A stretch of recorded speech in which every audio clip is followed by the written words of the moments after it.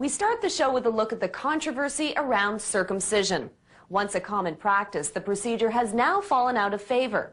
And even among religious groups who practice ritual circumcision, dissenting voices are being heard.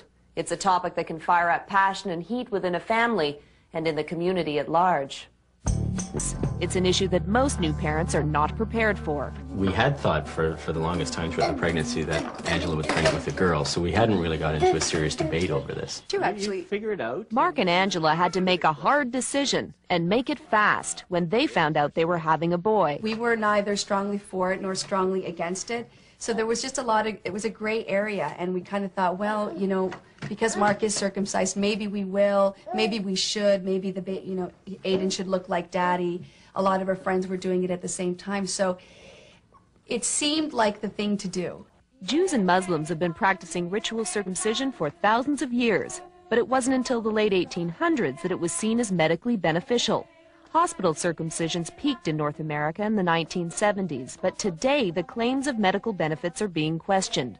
Dr. Arne Olsen is chair of the Fetus and Newborn Committee of the Canadian Pediatric Society. In the statement that was published in '96 and has since been looked at several times, and we haven't found any new evidence, the evidence at that time was that there was no medical reason to do circumcision. The medical benefits versus the potential risks are not the only points to consider. There's also a debate about the young child's human rights. How you change? In retrospect, it was definitely not the thing to do, not for us.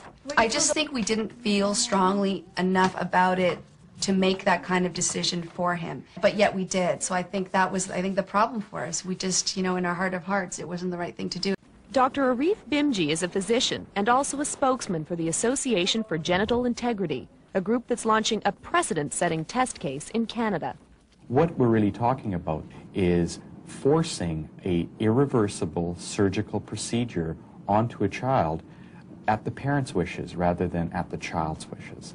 I do regret a lot of the pain and suffering that it caused Angela, because we had a lot of long nights and long talks about it, and there's no turning back. So as much as I sympathize with her feeling, I mean, there's nothing we could do about it, except that if we had another boy, we wouldn't circumcise him.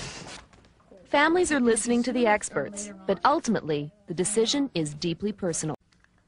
When we had our second son, when Isaac was born, you know, we were sure that we didn't want to do a circumcision again. 99% sure, I guess, because there was still that question that would come up. These guys aren't going to look the same. Is that going to be an issue for them? And when it came down to it, we thought, you know what? There's such different boys. This is just going to be another difference. We're never going to resolve the issue of whether children have rights with respect to circumcision by having a discussion about it. The sides are too polarized. The religious groups believe that they have a fundamental right to impose their religion on their children.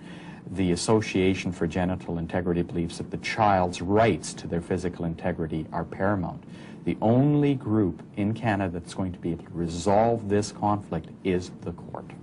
And if I had any advice for anyone to give, it would be definitely do not make these kinds of decisions in the hospital.